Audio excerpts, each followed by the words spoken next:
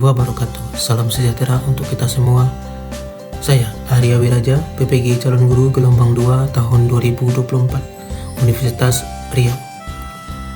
Pada kali ini saya akan menyampaikan mind mapping topik 1 perjalanan pendidikan Indonesia. Dimulai dari peran guru sebagai pendidik, kemudian perjalanan pendidikan di Indonesia, kemudian pendidikan yang memerdekakan peserta didik, dan bagaimana sosok guru ideal di masa depan.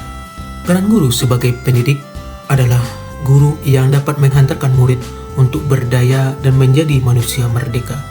Manusia merdeka adalah manusia yang dapat berdiri sendiri tanpa mengharapkan bantuan atau belas kasihan dari seseorang.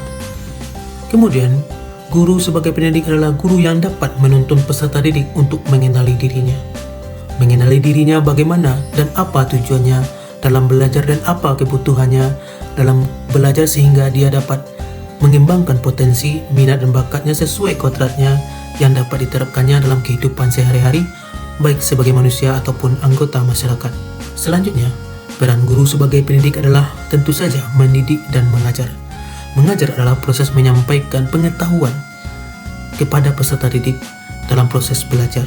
Kemudian mendidik adalah menuntun peserta didik untuk dapat mengembangkan potensi yang dimilikinya sesuai dengan minat dan bakatnya, dan mampu untuk berkembang sesuai dengan kodratnya sebagai manusia dan menciptakan peserta didik yang berakal dan berbudi pekerti luhur.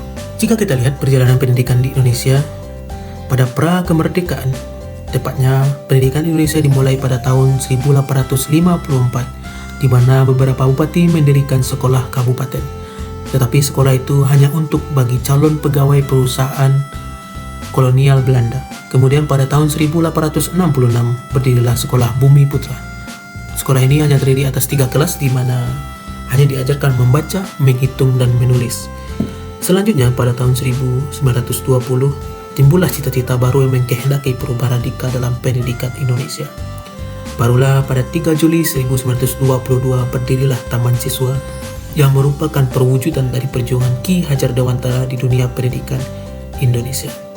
Setelah kemerdekaan, kurikulum terus berubah dan mengalami pembaharuan. Pada kurikulum 1947 merupakan kurikulum pertama setelah Indonesia merdeka. Kurikulum ini menekankan perubahan politis dari pemerintahan Belanda kepada kejiwaan nasionalan bagi peserta didik. Selanjutnya pada tahun 1952, kurikulum mengalami pembaharuan di mana pembelajaran harus berhubungan langsung dengan kehidupan masyarakat. Dan pada tahun 1964, kurikulum kembali berubah di mana pendidikan haruslah dilaksanakan dari tingkat dasar. Kemudian kurikulum kembali berubah pada tahun 1968 yang merupakan perubahan karena adanya perubahan politik dari orde lama kepada orde baru. Kurikulum ini menekankan untuk membentuk manusia Pancasila yang sejati. Selanjutnya kurikulum 1975. Kurikulum ini menekankan pembelajaran yang efektif dan efisien. Selanjutnya kurikulum 1984. Kurikulum ini menekankan kepada proses skill approach. Kemudian pada tahun 1994, kurikulum ini lebih dikenal dengan kurikulum tingkat satuan pendidikan yang kemudian disempurnakan pada tahun 2004. Kemudian 2013 dilakukan pembaharuan terhadap kurikulum yang merupakan bagian dari reformasi pendidikan.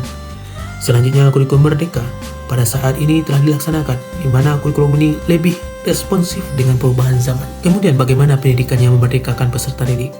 Yang pertama, pendidikan yang mampu untuk mengembangkan kemampuan peserta didik untuk merdeka, untuk dapat berdiri sendiri atas kakinya sendiri tanpa mengharapkan bantuan orang lain. Kemudian pendidikan yang mampu membantu individu untuk mengembangkan potensi dirinya secara penuh sesuai kodratnya sebagai manusia. Kemudian pendidikan yang mampu menyatakan unsur kebebasan kepercayaan diri. Kebebasan yang dimaksud adalah kebebasan untuk dapat menentukan kebutuhan, menentukan tujuan, menentukan apa yang diinginkan untuk dapat diterapkan dalam pengembangan minat dan bakat sesuai kodratnya yang dapat digunakan dalam kehidupan sehari-hari. Kemudian pendidikan yang memerdekakan tidak hanya berfokus kepada aspek akademik, tetapi juga emosional, sosial. Selanjutnya, sosok guru yang ideal masa depan menurut saya memiliki 4 kompetensi sebagai guru. Guru yang ideal di masa depan harus memiliki keempat ini. Yang pertama, memiliki kompetensi pedagogik. Guru yang dapat memerdekakan Peserta didik menjadi penuntun bagi peserta didik dalam mengembangkan kemampuan minat dan bakatnya sesuai dengan kodratnya. Guru yang dapat melaksanakan sebuah pembelajaran yang menyenangkan dan berpihak kepada peserta didik, dan guru yang mampu untuk melakukan refleksi dan umpan balik sehingga dapat meningkatkan kemampuan pedagogiknya. Kemudian kompetensi profesionalitas. Guru yang profesional dalam mengemban tugas menjadi guru yang memiliki pengetahuan yang luas, penguasaan terhadap materi sesuai dengan konsep dan struktur keilmuannya, dan menguasai standar kompetensi dari setiap materi yang diembannya.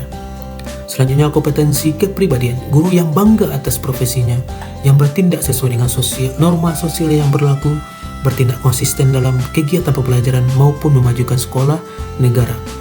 Dan guru yang dewasa, arif, berwibawa, dan bijaksana. Dan terakhir adalah kompetensi sosial. Guru yang memiliki sikap inklusif, bertindak secara objektif, tidak melakukan tindakan diskriminasi, dan guru yang dapat berkomunikasi dengan baik secara santun, empatik, efektif, baik secara lisan maupun tulisan. Sekian, terima kasih. Saya Arya Wiraja, PPG Calon Guru, Gelombang 2 2024. Mohon undur diri, saya akhiri. Assalamualaikum warahmatullahi wabarakatuh.